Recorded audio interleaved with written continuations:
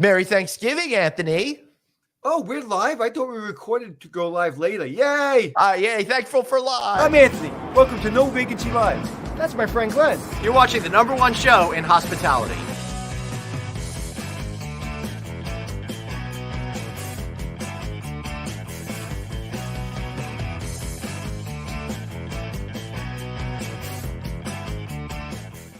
Everybody, welcome to your pre-holiday edition of No Vacancy Live. That's the one and only Anthony Mercuri. I like to call him the man, the myth.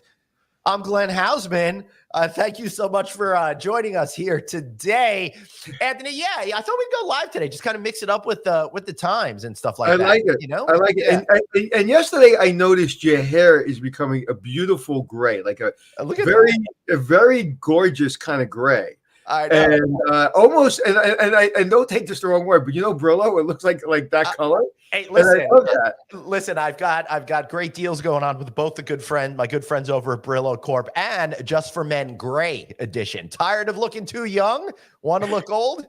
Use Just for Men's Gray. So your haircut, your color, you're looking fly, bro. You know, Anthony, I'm trying really hard to get my haircut quicker. I tell myself I'm going to do it every 3 weeks or so, but it winds up being 6 weeks, which is why it gets all out. I don't know. You're looking good, brother. I don't know if it's the lighting or are you eating better? Your skin looks good. What's going on? I don't know. Maybe it was the 12-day business trip that I took. To come home looking stressed.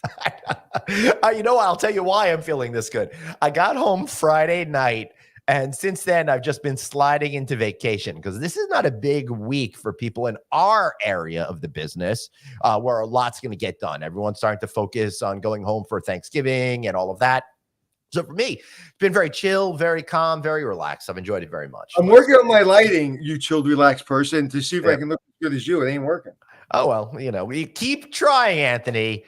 Keep trying. We'll see if one day it can look as good as me. So we're going to see each other next week for the first time in a while. Yeah. So I think we should promote that. We're going to be next Wednesday. We're going to be live at the Nevada Hotel and Lodging Association's tech event at the Blackfire Innovation Studios. It's a partnership with UNLV.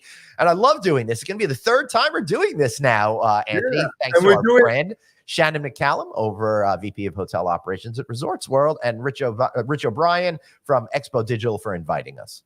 Yeah, and it's the third time, or it's the fourth time, and we're doing some podcast. I think so, and then we're doing the podcast from Vegas next week too on Tuesday, and it'll be fun. All right, so next week our schedule is going to be a little mixed up. I don't know if we're actually going to do live shows. We may have to record them in advance. Next Tuesday we're going to be at the Palms, and it looks like we're going to be in one of those killer suites that they have over there. So we're going to record. We're going to record an interview with the incredible woman who runs that place. Then maybe we'll grab some stuff over at the Blackfire Innovation Studio where we'll be, I'm going to be hosting a Shark Tank competition that one over there is going to be a judge for, where technology innovators in the field of hospitality do their best to pitch products to Anthony and a couple of other judges, and we'll see which one will reign supreme this year. And you're going to be, and you're the moderator, supreme. Dude, I love doing the hosting thing because I don't actually have to do any real work. I just have to kind of come in. I think the hosting thing is harder than the judging thing. The judging thing, I just sit there and criticize people. It's so funny because it's like the hosting thing is just so natural to me. I think from watching all those game shows in the 70s when I'd stay home sick every day. So it doesn't feel like work. Oh, talk about game shows. You know, my friend and your idol, Mark Summers, he has an off-Broadway play that he's performing all over the place. And yeah, something, I won't say what, but something big may come of it. And it's about his time hosting Double Dare. And so you'd love that. So if I hear anything, I'll let you know. Yeah, that's pretty cool. All right. So I think this is a great way to start off the show today is to just reflect on the Thanksgiving holiday. Anthony, Thanksgiving happens to be my favorite holiday because it's distinctly American and there's no real religious aspect to it. So it's something that we all can participate in. Even if we're not Americans, I see folks in other countries with the idea of getting together and it being with family, with friends, and expressing gratitude. I think Thanksgiving may be the most religious holiday in the sense of there's nothing more beautiful than giving thanks whether you're giving I thanks. thought you were referring to the dedication to Black Friday sales. I get it. Okay. It. Sorry. Could you please? I'm being serious here. All right. Sorry. You have this. You have this. Like, I've never seen somebody with a need that has a joke come into their head, and no matter where the person is, did you not see Robin Williams' entire career? What are you talking about? the guest or me, it doesn't matter. It's just doesn't like boom. matter. Listen, I stick to the priorities here. You know what? I turned on the space heater in my office, starting to get wicked hot. Talk while. All right, bye everyone. It was nice seeing you. The Glenn Show will continue. Oh, well, at least I won't joke now. Here, and it like goes from being cold to so hot I want to vomit. So I was just hitting that thing. So sorry about that. Okay, sure. I'm sorry. Can I go now? Or I will mute myself. I don't want to. So no, to me it's one of the most, because I know people that aren't religious like yourself that are very good people, and I happen to believe in God, and I happen to be more religious than you. Mm-hmm. But I think Thanksgiving is the most religious holiday in the sense of you're giving thanks for what you have, and you're giving appreciation, whether it's to a God or whoever you give thanks to. And there's nothing more, like I always say, you can't have a bad day if you're grateful, right? Yep. And listen, things are tough sometimes, but if you're grateful, it's hard to have a bad day. So Thanksgiving is like, if you're just focused on the turkey and the food, and it's really about the family you come together with, it's the memories you make. And I read something the other day. It said, the challenges you have, the opportunities you have, the things that you do are for memories. So whether it's a really good memory or not a great memory, you're building up your own catalog of memories. So I think Thanksgiving is to be grateful to the people that are here and the people that unfortunately have passed, mm-hmm. that you've had those memories with them. And so I'm grateful for you, David and Suzanne, on the podcast. And listen, I love coming on here, no matter what we're doing in life, just at 12 o'clock or whatever, spending a half hour and just kind of being able to talk to the community. I'm grateful for that. Or at this time, 9:36 when we came on. Absolutely. I am super grateful to be working with you, Anthony. And what I really love about working with you is that we both have differing perspectives that I think really complement each other. So together, we're really able to get a whole story without each of our respective blind spots in there. Really appreciate Dr. Producer Suzanne, who I won't bring on right now because she's not feeling well today. So I'm sure she's thankful for that. And Producer Dave, of course, for making sure all of the guests show up here on time. And we have such incredible content. So thanks to both of them. Yeah. And it's not over. Like there's some people in this industry that are over curated on their podcast, and they work really, really hard on it, and they do a great job. I've been on some of their podcasts; they do a great job. Mm-hmm. And you and I, just like I said, the more we do, and the more successful the show becomes, the more we get closer to our original title, Two Morons on the Mic. Especially my performance today. I think that would underscore. I would underscore that. So anyway, that's what I'm thankful for. So what's going on? I would also like to say I'm very thankful to everyone out there that has supported us and encouraged us and participated with us on all of these shows. Our mission here is to educate, empower, and entertain everyone. And I just want to say thank you so much for giving us access into your lives and allowing us, and for me, from my heart, for being able to build an entire career out of doing something like this. I can't imagine what it'd be to actually have to work for a living like people working in hotels do. So I'm really blessed and grateful and thankful. Yeah, and I'm thankful for all the people who aren't that smart that come on our show. I don't know why people when we call them, they come on, or they call us when they want to come on. I always say when I do my TV shows, if I call you at 10 o'clock on a Tuesday night, don't answer the phone. Because I'm probably going to ask you on the plane to go somewhere. But no, listen, we can't do this without the guests, because this show would get real boring if it was just us speaking. And whether we have somebody from finance or somebody from the hotel business or restaurant business or motivational speaker, whoever we have, we're trying to give insight. And sometimes you just pick up a nugget. Like my favorite nugget I've ever picked up is from Norman Lear, right? And just put your dreams out in the atmosphere, and the world will conspire for your success. Mm-hmm. That was just a second on TV. He said it, and I was like I live my life that way. So even if you picked up one nugget, if you listen to all 800 shows and you got one piece of advice that helps you, we've done our job.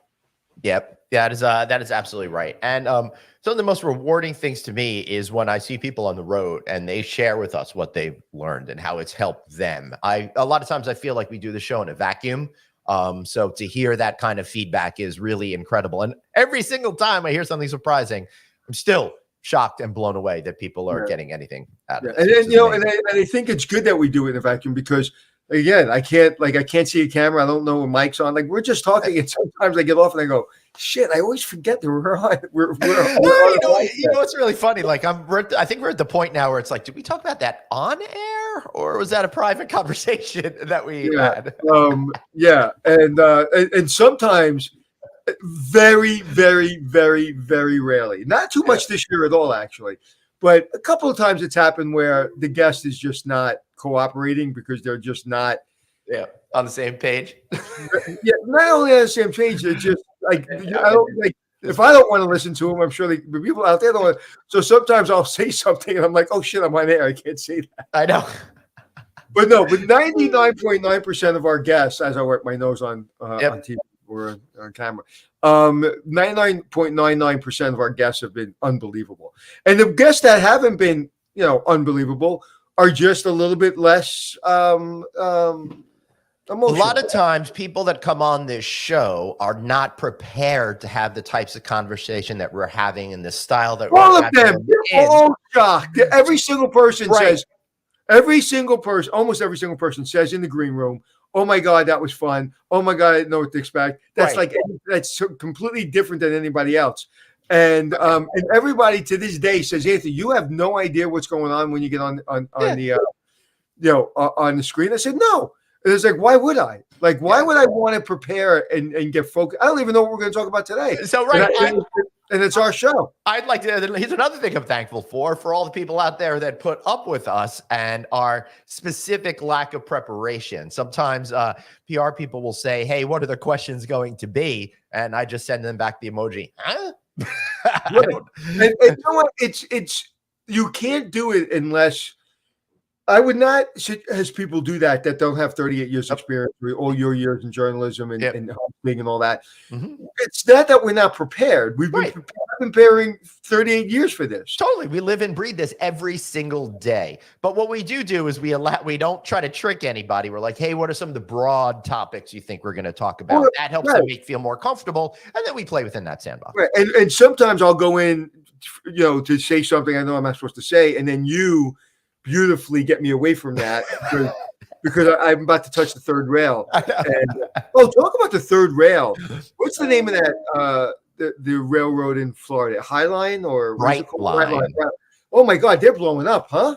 Yeah, totally. Soon, Brightline West connecting Rancho Cucamonga and Las Vegas. That's going to be cool too. Yeah, and it sounds like Rancho Cucamonga is something I say after 4 tequilas. Dude, seriously, I can't stop saying that because I think that was one of the home offices that David Letterman pretended they had or when they would do the top 10 lists. Rancho Cucamonga. Yeah. But the reason I mentioned is because the CEO was on our show, or the president was on our show. Yep. And it was fascinating before it all happened. And Brightline goes past our producer Suzanne's house 30 times a day. At over does it make a lot of noise? Hope not. Yes. Oh, maybe that's why you get such a good deal on your house. Yeah. I don't know. Well, the good news is if I came to visit, I'm so hard of hearing, I wouldn't even notice that. Now, Anthony, Dude, you're not hard of hearing. I've never had trouble hearing you. You and me both. It's really funny watching us try to communicate when I don't have headphones in my ears. All right, Anthony, we're talking about things that we're very thankful for. I suspect that all the folks that work over at Hilton are very thankful too, because they've just been named the #1 world's best workplace by Fortune magazine and Great Place to Work. What? Wow. Congratulations to them. Not just in the hotel business, all the businesses. I didn't know that. I saw some stuff, but I didn't realize they were #1, period. Listen, you can't do that without being authentic. From the head all the way down, unless you're authentic, you cannot get that award. So that's amazing to me. It really is. To give with that said, get Krishna Center on the damn show. You hear that? You hear that, Chris? You've got to come on here already. It's positive. He's the only one that hasn't been on. Come on, Chris. You're number one. Come well, we also got to get Tony Capuano over at Marriott. I don't know. Whatever. Anyway, that's an issue for another day. But he is very thankful for this, of course, and says today's recognition by Great Place to Work and Fortune is validation that our team members were the people he imagined in his is a validation that our team members were the people he imagined his bright vision for the future, referring to Conrad Hilton. It is their dedication, hospitality, and passion for the stays they create that has made Hilton the #1 best workplace in the world. Now, everybody is getting $10,000 Christmas bonus at Hilton. See, Chris, you got to come on to the show here in order to stop rumors from spreading over here. That's a rumor. Please, no one sue me. That is a rumor. That's a rumor. Yeah. Just made up. Anyway, according to the information I have, the hospitality company provides best-in-class benefits to both hourly and salaried team members, including expanded parental leave, adoption assistance, and exciting travel benefits through the Go Hilton team member program, which has helped get them there. Hilton is also constantly seeking new ways to increase flexibility at its properties and corporate offices, and committed to providing a value proposition, offering a flexible ecosystem of offerings, allowing team members to feel supportive. I mean, this is really kind of what we want, right? And listen, where was, you know better than me, because I was busy running hotels 15, 20 years ago. Where was Hilton 15, 20 years ago? It was a proto company, really, 15, 20 years ago. I don't remember when the companies were united, but it was a point where the companies were split into two. There was the Hilton we know and Hilton International, a completely separate company. Also, that could have been around the time before or around they acquired Promise Hotels, which brought in the Hampton brand and some of the other Memphis-based brands, right? So, yeah, so they were nowhere near where they could be today, nor could they probably have envisioned where they are today. Reputation. Just forget about splitting companies and all that. Yeah. But just, I got to shave. I don't look good with a beard. Reputation-wise, Hilton wasn't a place that I heard people saying, I can't wait to work there. I think after Chris Nassetta took over and he moved the offices from Beverly Hills to Virginia, it was able to create a cultural change.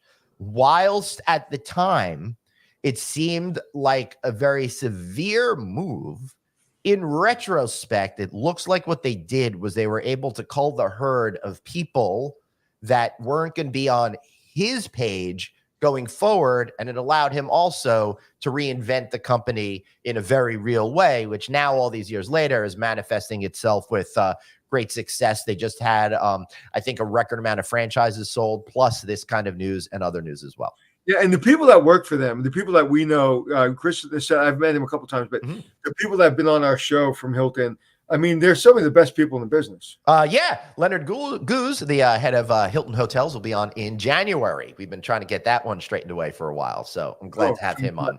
Leonard's a great dude, and he's one of those guys that I love. You can see him going up the success chain within that company to now be the steward over this incredible brand. Is just, I'm so excited that he's been doing that. So good news for them. Congratulations. Yeah. All right. So next year, Anthony, you know, CBRE, of course, right? They're a big real estate firm. They're forecasting RevPAR growth in 2024 is going to recover more as inbound international travel improves sector-specific headwinds, moderating them. So they're forecasting a 3% RevPAR growth in 2024 and a 2.3% ADR increase. RevPAR in 2024 is expected to be 14% greater than 2019 levels. Now, the question I have, Anthony, is how much more is it going to be costing to run a hotel? And will this make a bottom line difference? No, it will not make a bottom line difference because things are so expensive. I just gave you my forecast in the comments. I see that. Do not share it. Just hold me accountable. Suzanne, mark this day down. And next year, this time next year, or let me know where I'm at. Right. Because but no, it's not going to make it up. It's not going to make it up. And you said they were going to say the average rate was up. Well, they also say their baseline forecast anticipates 0.8% GDP growth and a 2.9% inflation increase in 2024. Okay, so if they miss on their RevPAR, that GDP growth is a problem. Yeah. Okay. Right. So, but also one more thing to understand is hospitality sector, hotels, restaurants, all of those have gone up higher. Inflation has affected them much more significantly than every other sector here in the United States. Yeah. Yes. Mostly driven by wage rates growth. Yeah, exactly. And, listen, there's been a lot of savings too because of technology, but the hotel business is because even though you have technology, you have so many people coming in and out of that door. If you look at the revolving door of the hospitality business, that's what really costs the most money. Is bringing people, leaving, coming back, leaving, excuse me. And I really, really believe that if we don't start putting money into training, and I don't mean training 8 hours in the classroom 5 days a week, I mean really having general managers understand their number one job is not profit and loss. Their number one job is not even, trying to make your employees happy. Your number one job is service. Because if your number one job is service, 3 things happen. 1, P&L probably will work. Number 2, your employees are ridiculously happy because they can't provide good service unless you're taking care of them. And 3, your guests choose your hotel over and over again and talk about it. So to me, there's nothing more important. Like people always hit me with the tag over, he's the service guy. I'm not the service guy. I'm the money guy. I come in when your hotel isn't doing well to make you money. But I don't focus on the money. Because if you focus on the money, what happens? Everything else falls apart. Right. And listen, we've had that happen. You saw what happened 40 years ago with these little mom and pop hotels all around America. They were focusing on expenses and they drove them into the ground to the point where they lost their hotels. And then the brands, thank God, came in, and people who have been in the business a long time and started improving all these little hotels. But to me, it's not profitability. It's not even employees. It's service. You do service, the employees' profitability and guests, it all works out. Yep. Yeah, I completely agree with you. Good advice. Now, you mentioned technology, and our friends over at Ideas have released their 2024 technology predictions. So we're going to talk about 3 of those here today, right? They predict the continued breakdown of hospitality data silos, saying the hospitality industry collects an incredible amount of data from guests, but it's often coming from disparate sources with no clear view for the entire guest experience. They see this changing from their lips to God's ears. I'd like to see this finally change. How do you see it finally coming together, if it does next year? Do me a favor, say it again because you broke up for some reason. Yeah. So continued breakdown of hospitality data silos. Essentially, we have all of this information on the guests, but it's coming from a lot of different sources, and there's no real clear view of the entire guest experience. Yeah, is this changing? Yeah, it is absolutely changing. And people, I won't tell you what brand, but one brand's been working on this for the last 30 years, and they said, it's coming. You got that right.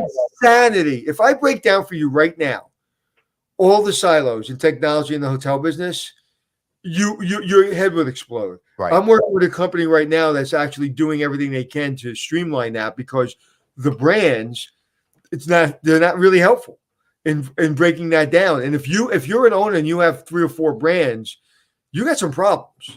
Okay? You got so many different things to keep track of. So you have to kind of build it yourself. And you really have to focus on it. And because it's so complicated and there's not a lot of people that can afford to bring on a person that can push this all together, unless you're a really, really big hotel company. It's the biggest thing that we always have problems with. And that's why, you take all the technology, you take everything, all these silos we have to concentrate on. And you know what works best for me when I'm running a hotel? Yeah. Stand-up meetings in the red book. Right. At the front desk. So because it breaks down everything. Because if you're trying to keep track from a technology standpoint and you're going to computer every 5 seconds, what are you doing? 1, you're not looking at the guests. 2, you're stressed out. We were talking about yesterday on yesterday's podcast where you go to Disney World or Universal or any of these theme parks and you spend 90% of your time trying to schedule yourself looking at the thing. And instead of, if you just had one little thing that you had to do, just look at, press a button and go. Instead, you have to become your own travel planner while you're in the parks. Yeah, which is ridiculous. I just hope that this all comes together. But I think some of the challenges, and I think we got to get a legal expert on here because I'm not sure how all this works, but who has access to certain data, who has the rights to it, who actually owns some of this kind of stuff. Because if you're looking at one of the hotels that your client, for example, is managing, and you collect that on site, does that mean that the brand's flag that's on it has access to that information? And if they have access to it, does that mean the hotel in Texas with the same flag has access to it? How's all, As a legal scholar, I can't answer that. Right. However, what I will tell you is, man, there's a blurry line because people have data that they shouldn't have data. It's a blurry line.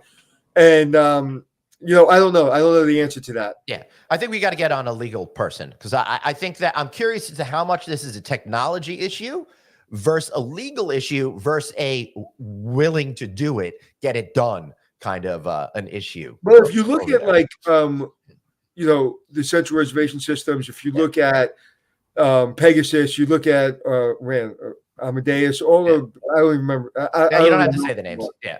I don't even know them anymore. They have everybody's data. Look at Star Report. Yeah.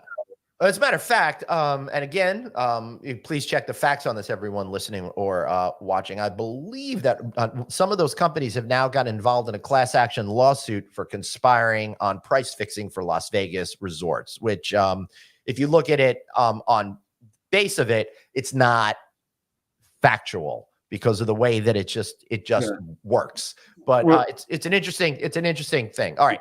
As a legal scholar, I can't answer that question. But are we going to talk about Formula One? No, we still got 2 more topics to talk about here, bro. On this technical, then we can talk about Formula One. None of the topics of Formula One. Boo.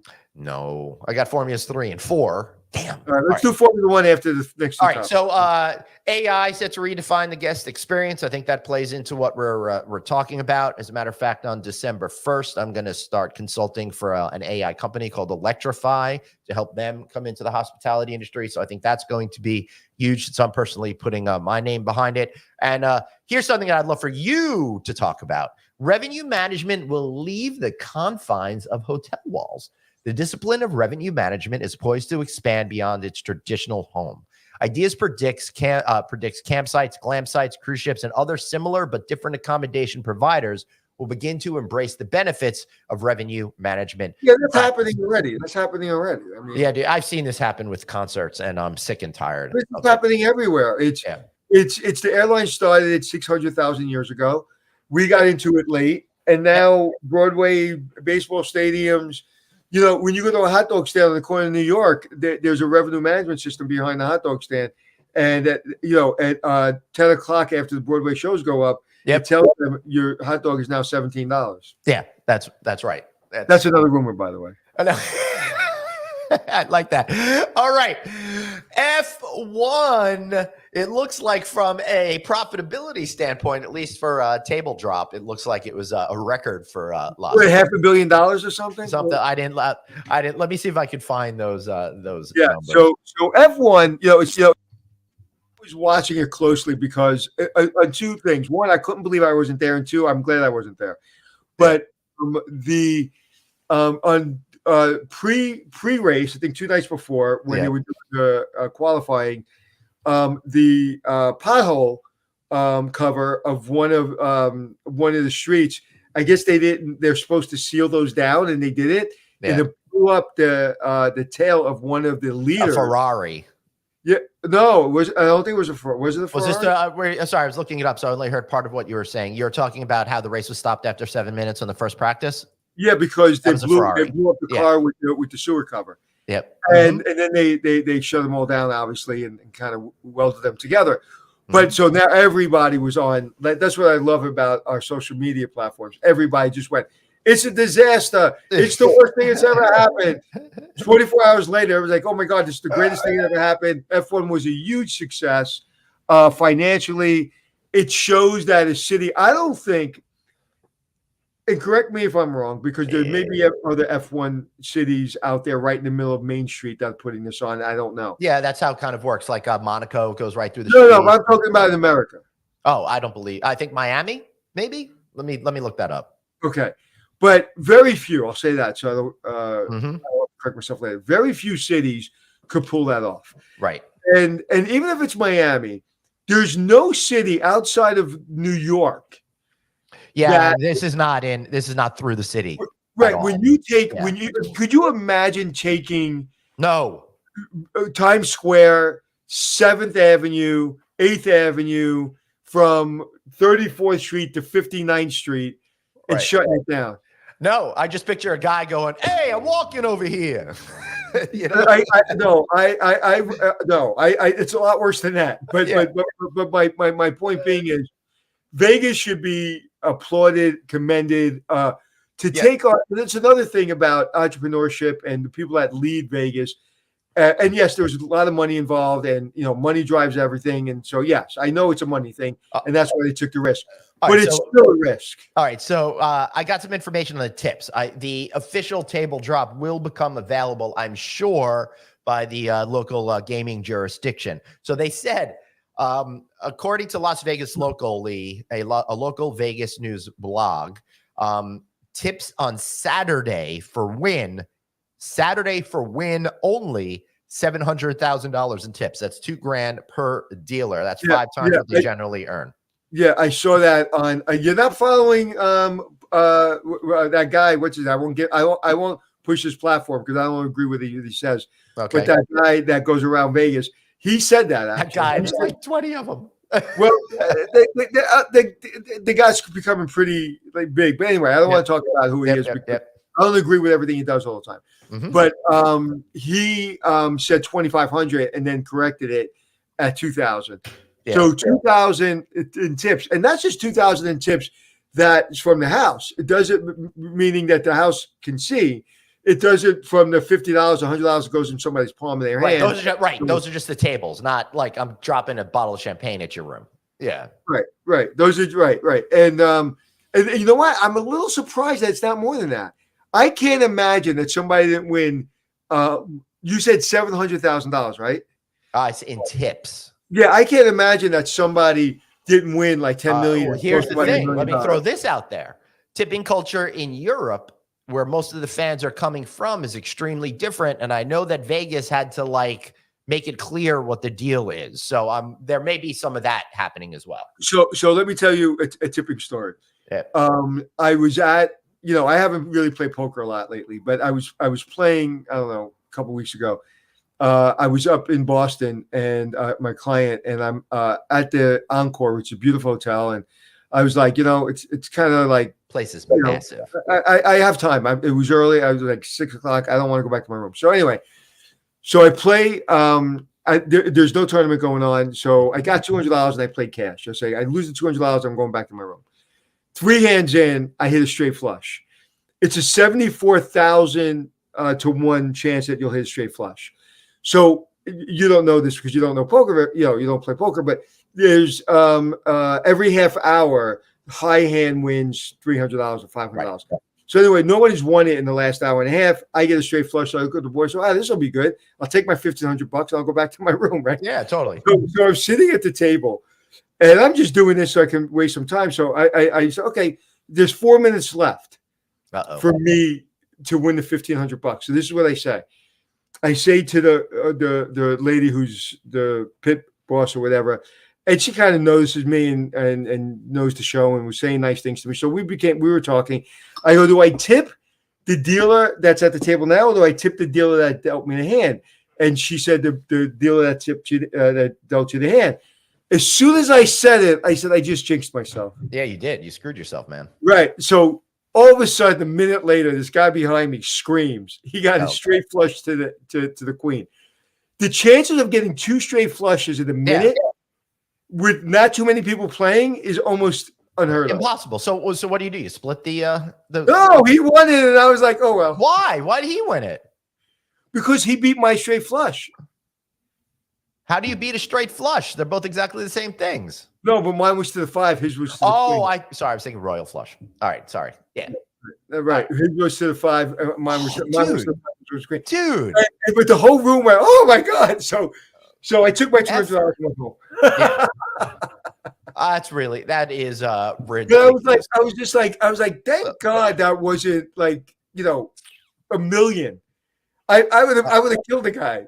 Talk about reinventing what we're thankful for here on Yeah, Thanksgiving. but you know what? I really enjoyed it. I really enjoyed that experience of hitting a straight flush because I've never hit one before, I don't think. And I don't ever play cash, so I don't even know what that.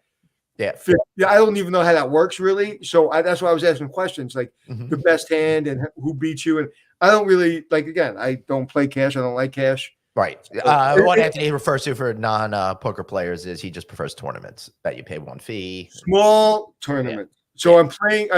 When I'm in Vegas, I'm going to play. When I get in early, I'm going to play a small one. I think it's $160 at the Resorts World. I just like. Yeah, totally.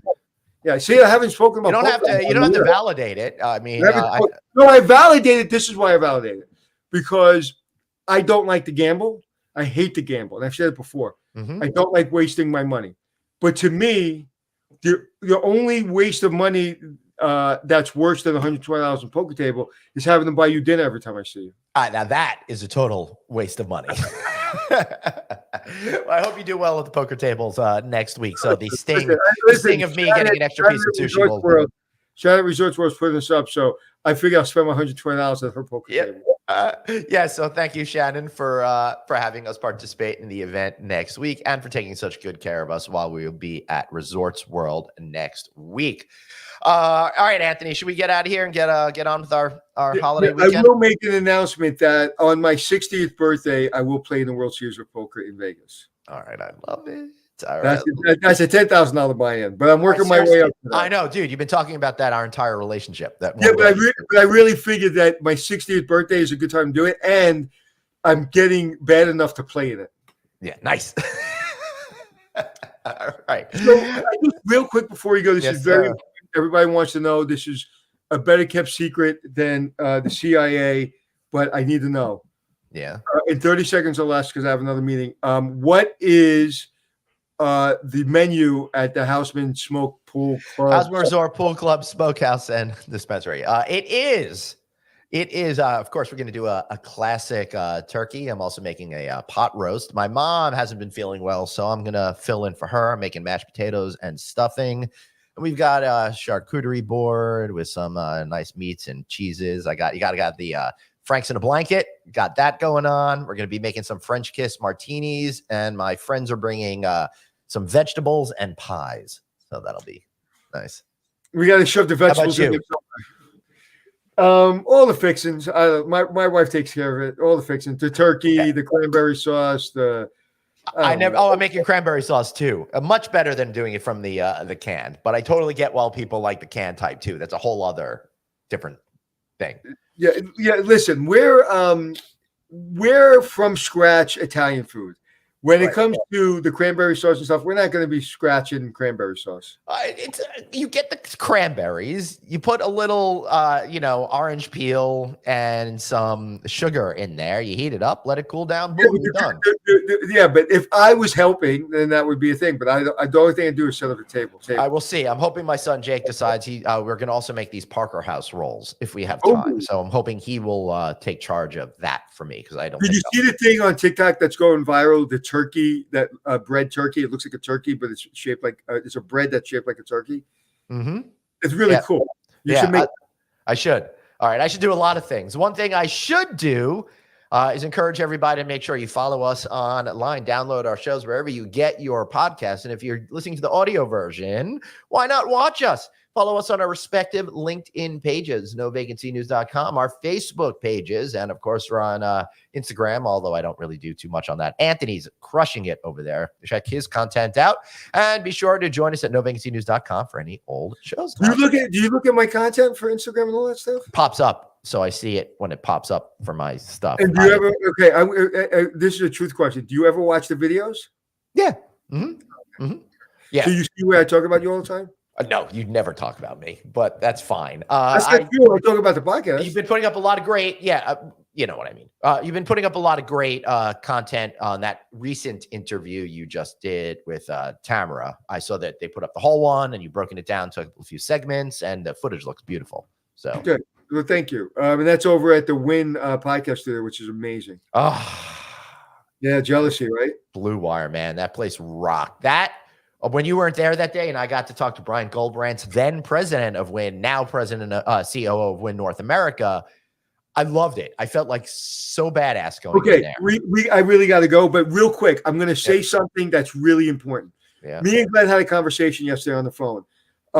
He called me, which I was shocked, but we were talking on the phone, and we both had the same experience. Right before F1, we texted all of our friends in Vegas, right? Yep. And my friends got back to me. I'm not saying they didn't get back to me, but they got back to me, on email or a little bit like an hour, 2 hours later, 3 hours later, or after the race. But everybody got back to me. Both I and Glenn, without realizing, Glenn and I, texted Brian, who runs Wynn, literally hours before F1 started, before all the festivities started. And Wynn was really a big, so was Resorts World, but they were all big. But Brian, within, I think, 3 minutes, texted me back, and you said he texted you back. So my point being is, busy people, Shannon always gets back to me. Mark at MGM always gets back to me. Tony over the Venetian always gets back to me.